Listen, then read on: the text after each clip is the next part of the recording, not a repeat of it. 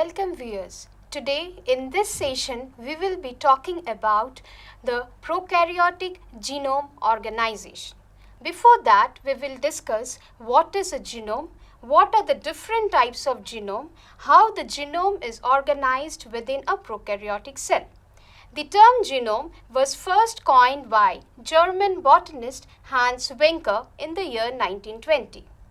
The word genome means the total set of genetic information present in a virus, in a bacteria, in an eukaryotic organelle, or the total set of haploid chromosomes present in haploid organism.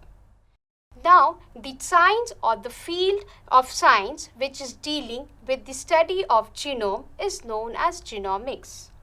It deals with the organization, content, evolution of genetic information contained in whole genomes. Now let us move to what is the importance of genomics, or rather the study of genomes. How does it help us? Each living organism is a unique creation as it contains unique sequences of bases which give it its own characteristics. Now, apart from this, if we want to know about an organism, first we have to study the genome of it. Apart from this, it helps us to understand the ancestral background of the organism better. It helps us to understand the evolution of organism, which in turn reflects the phylogenetic relationship of that particular organism with the other organism. Apart from this, it helps us to understand the developmental stages of an individual more clearly. Now with this, we should know what is the importance of genomics in the recent era. In the recent era, with the advent of high throughput technologies, the study of genomes has your expertise to a great extent. With the study of genome, it is now possible to create more genetically modified organisms which could somehow solve our food problems. It could also lead, or better, it could also help us to understand better the disease resistance or susceptibility of that particular individual. It will help us to go for gene therapy, which will in turn cure the diseases prevalent in the modern world.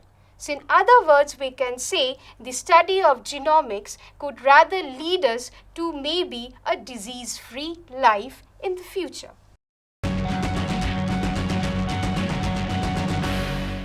Majorly, the genome can be classified into two main types, the haploid genome and the diploid genome. The haploid genome is generally found in the prokaryotic system as well as in eukaryotes. Now first let us understand what do we mean by prokaryotes and eukaryotes. Prokaryotes are organisms whose cells do not contain any membrane enclosed organelles, whereas the eukaryotic cell contains membrane enclosed organelles in them. Now, in the case of prokaryotes like bacteria, they generally contain one set of chromosomes. In eukaryotes, there are two types of majorly cells, the gamete cells and the somatic cells. The gamete cells generally contains chromosome half the number present in the somatic cells of the same individual. In this way, we can say that these gamete cells contains haploid genome as it contains haploid set of chromosomes. In some cases, like in bacteria, the genome are of merozygotic stage. Ma'am, I have a question. That what does it mean by the merozygote stage? The merozygote stage means or refers to the partial diploid stage of bacteria. In bacteria, there are certain processes like transformation, conjugation, transduction in which there is an exchange of genetic information in the form of DNA which is carried to the recipient bacterial cell, and in turn the bacterial cell's genome becomes partially diploid. This stage is known as the merozygotic stage of bacteria. Now let us move to the diploid condition. or what do we mean by diploid genome? The diploid genome contains two sets of chromosomes, or the chromosomes are present in their homologous pairs. As a result, the genome becomes diploid. The diploid genome is found universally in the somatic cells of eukaryotes. Now let us move to this picture. This picture shows an illustration of the two types of genome, the haploid genome and the diploid genome. In this case, we can see that the haploid genome is made up of 3 chromosomes labeled as red, blue and yellow. Now in this case, since the 3 chromosomes are present in single numbers, so the genome is present in haploid condition. Whereas in the case of diploid, all these 3 chromosomes are present in the pairs, or rather in their homologous pairs, which makes it diploid. So in other words, we can say the haploid genome contains one set of genome, whereas the diploid genome contains 2 sets of chromosomes or 2 sets of genome, so making it diploid. Now let us see that what is the importance of haploidy. The haploidy enables the organisms to restore back to the diploid stage after the fertilization. The second importance is it helps us to understand the role of gene and its effect on the phenotypic characters of an individual. And third, but not the least, is the role of mutation on the genes. Now let us move to the genome organization, which is found in a prokaryotic cell like bacteria. Now, as we have studied earlier that the genome found in bacteria is mainly of the haploid, or it is also referred to as the monoploid state. Why monoploid? Because it contains one set of chromosomes, so as a result, the genome becomes monoploid in nature. Now, if we look at the bacterial or viral nucleic acid, it generally consists of a single DNA or RNA molecule. Though we use the term bacterial chromosome, but in its true sense, it is not a chromosome. The bacteria DNA or the bacterial DNA is largely devoid of proteins. Though proteins are required for the supercoiling part, but generally in comparison to the eukaryotes, the bacterial DNA generally is not so much associated with protein. The viral or the bacterial nucleic acid generally consists of a single circular double-stranded DNA molecule. Now let us see where is this confined within the bacterial cell. In case of eukaryotes, we know that the genetic information or DNA is confined within the nucleus. Nucleus is a membrane-bound organelle. In case of prokaryotes, it is present in a localized area which is known as nucleoid. The number of nucleoid varies with the developmental stages or with the type of bacterial strain. For example, in this diagram, as we can see, the number of nucleoids is varying from more than 1. This is an example of Bacillus subtilis, a type of bacteria. Now, generally, the DNA found in the nucleoid region is highly folded. Why it is folded? The DNA, if we measure the length of the DNA molecule, it is around 1500 micron. The size of a bacterial cell is 1 to 2 micron.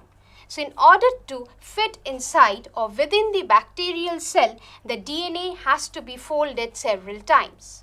This is known as the folded genome and is the functional state of the bacterial chromosome.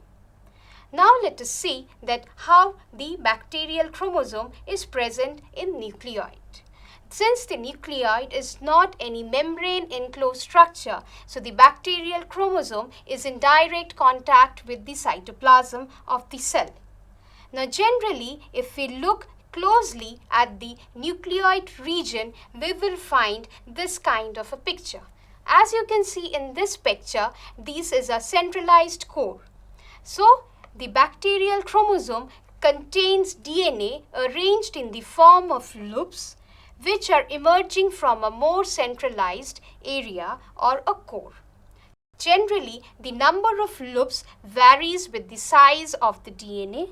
In general, for example, in Escherichia coli, the number of loops is from 50 to 100, with each loop containing about 40,000 to 60,000 base pair of DNA. RNA and protein forms part of the bacterial chromosome too. As we will see later on how RNA and protein, they form part of the bacterial chromosome and helps in the further condensation of the bacterial chromosome.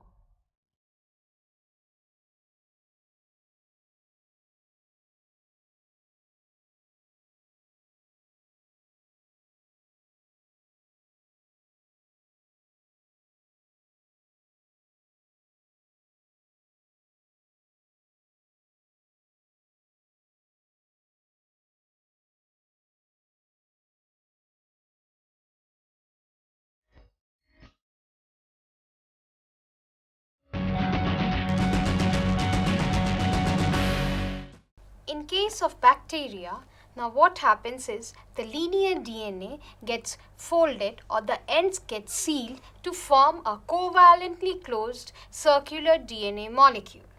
Now this covalently closed circular DNA molecule, with the help of certain proteins, get folded into a structure that resembles a loop or a domain, and these are known as the chromosomal loop.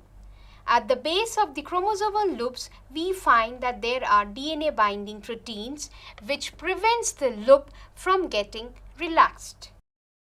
Now these loops are very important. Why? Because it helps to reduce the size of the bacterial genome and makes it more condensed, so that it is able to get fit within the bacterial cell.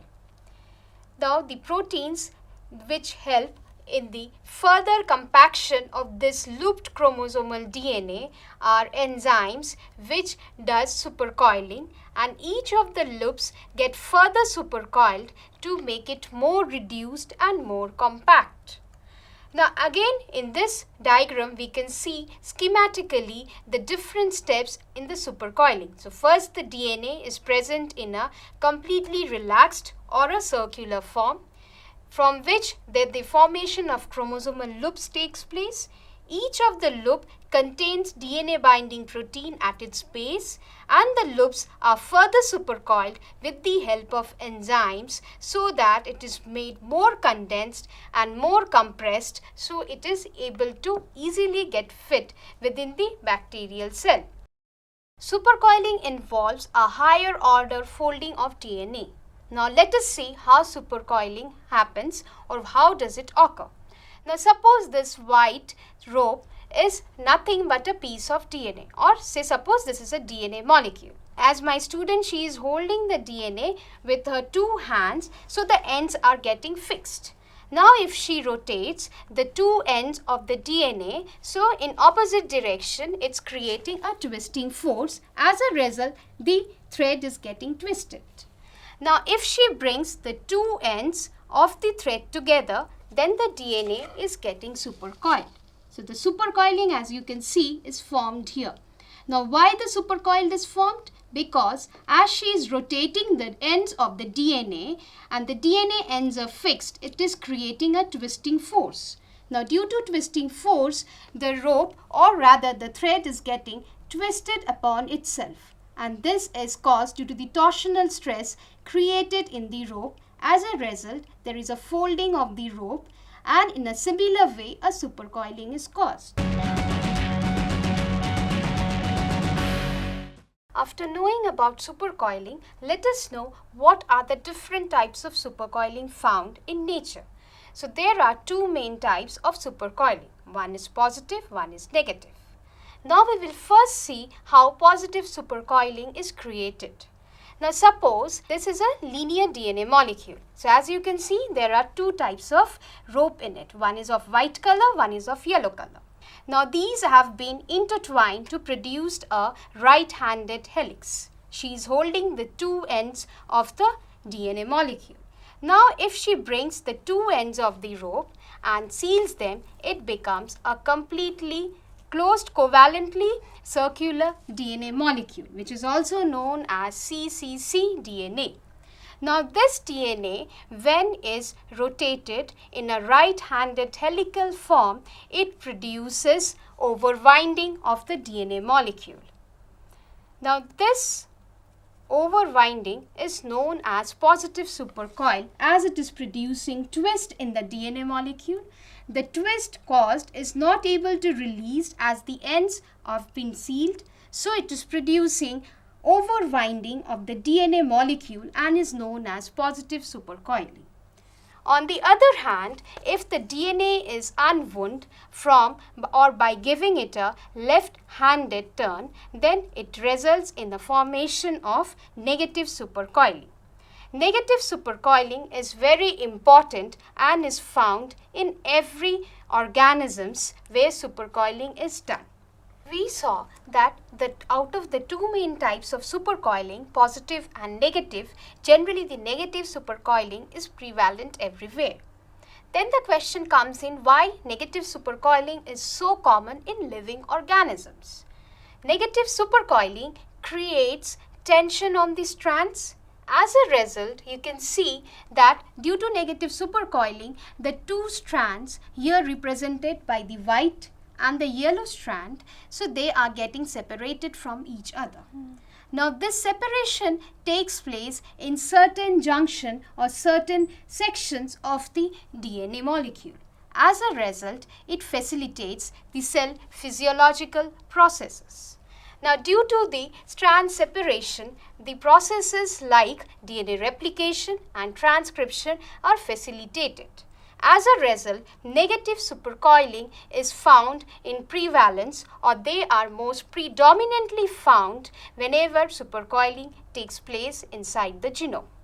Ma'am, I have read somewhere that archaea contain positive supercoil. So why is it so? Archaea generally contains positively supercoiled DNA in their genome, because the archaebacteria grows in a temperature which is higher, and thus it enables the denaturation of DNA. What is denaturation? That is the separation of the two DNA strands. The most of the archaebacteria are generally either are thermophilic or are halophilic. We know that denaturation of DNA takes place under high temperature or under high ionic strength. So as a result, what is happening, that is due to these conditions, the denaturation of DNA is promoted. In order to prevent the denaturation of the DNA, so the DNA is highly supercoiled in a positive direction so that it leads to positive supercoiling. As a result of positive supercoiling, what is happening? It is leading to the formation of overwinding of DNA, and hence the two DNA strands cannot get separated from each other in their habitat conditions. Now let us move to the enzymes which produces supercoiling in living organisms. They are topoisomerases. Topoisomerases are enzymes which produces either a positive or a negative supercoiling in DNA. There are generally or majorly two main types, topoisomerase type 1 and type 2. Type 1 introduces a negative supercoil into the DNA molecule, and it holds onto one of the DNA strands, rather produces a nick in the phosphodiester bond, cuts only one of the DNA strand and passes the other strand through the break before resealing it. In the process, it introduces one negative supercoil into the DNA molecule, whereas the type 2 cuts both the strands of the DNA and unwinds the other strand completely, so that it results in the formation of a completely circular DNA molecule. So in the process, it introduces two negative supercoiling into the DNA molecule. Now let us see how the prokaryotic genome organization then takes place. So as I told you already, the prokaryotic chromosome or the bacterial chromosome is first present in the form of a single circular covalently closed DNA molecule, which is folded into a structure to form loops. Now each of these loops contains at its base DNA binding proteins and RNA. Each of the loops is further negatively supercoiled with the help of proteins and topoisomerase 1 and gyrase. Now these negative supercoiled domain or independently coiled domain can be treated in two ways. If we treat them with a partial RNase digestion, then what will happen? It will result in the formation of a partially unfolded chromosome structure. Because RNA is formed at the bases of the loops, if we go for a RNase digestion, it will digest the RNA found at the bases of the loops and it will produce an unfolded chromosome, but with the topoisomerase enzymes intact, and hence supercoiling will be present in the relaxed loop. However, when we go for a partial DNase digestion, it will produce a nick in the phosphodiester bond.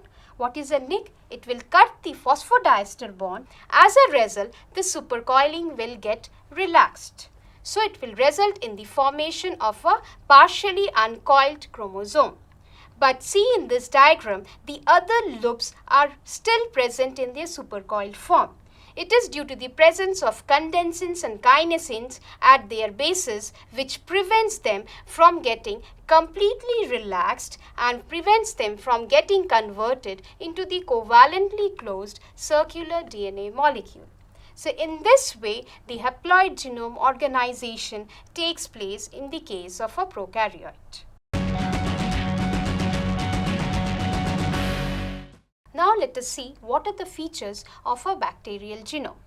If we look at this diagram, we can find that the bacterial genome, for its simplicity, has been shown as a completely circular DNA molecule. The first feature is it possesses an origin of replication. This is the site where the DNA replication initiates. Apart from this, we can see that it generally consists of genes. There are 1,000 different genes which might encode for the different structural proteins. Each of these genes are separated from each other by an intergenic sequence. Now, apart from this intergenic sequence, the bacterial genome also contains repetitive sequences. The repetitive sequences play an important role in the DNA folding, genetic recombination, then you have gene expression, etc. So, bacteria also contains repetitive sequences. So, in this way, these are the most simple features of a bacterial genome. The first genome of bacteria which was sequenced was that of Haemophilus influenzae. The genome was sequenced in the year of 1995. As shown in this diagram, or this diagram represents the genome sequence of Escherichia coli strain K12. We can see the localization of the different types of operon on the genome, like lac operon, trip operon, his operon are present, and it helps us to understand the structural organization of the genes in this genome. So with the advent of high throughput technologies, now it's been possible to compare the genomes of different strains of bacteria. This field of science is known as comparative genomics. When we study the different genomes of bacteria, we find that the genome size is directly proportional to the number of genes. Secondly, the bacteria, like the obligate parasitic bacteria, they have a genome size less than 1.5 megabase pair. Ma'am, why is it so? The obligate parasitic bacteria have a genome size less than 1.5 MB because most of the genes which are required for the structural proteins are derived from the host cell. So they are deriving the proteins from the host cell. As a result, they do not require much of the proteins and their genome size becomes simpler. Now after this, we have the archaea. The archaea falls in between the bacteria and between the eukaryotes and the prokaryotes. Their genome size lies in the range from 1.5 megabase pairs to 3 megabase pairs. Now as we see that the genome size of bacteria is less than 8 MB. Now in generally, the E. coli lies in the middle of this straight line and it contains on an average 950 genes per megabase pair of genome. Apart from this, if we compare the different genome sizes of bacteria, we find that 1500 genes are able to make a bacteria go for an independent living. That is, 1500 genes are fair enough for the bacteria to become free living in nature. Apart from this, we have certain Rhizobium bacteria, strains of Rhizobium like Cynorhizobium meliloti. They have a genome size which is ranging from 7 megabase pair to 7.5. As a result, they are evolved or their genome size is increased. If we compare the strains of pathogenic bacteria, we find that they contain certain pathogenic islands. These pathogenic islands are GC-rich sequences, and it helps in establishment of the pathogenesis of your infection. And so in this way, with the help of comparative genomics, we can compare and identify the different genes which was required for its evolution.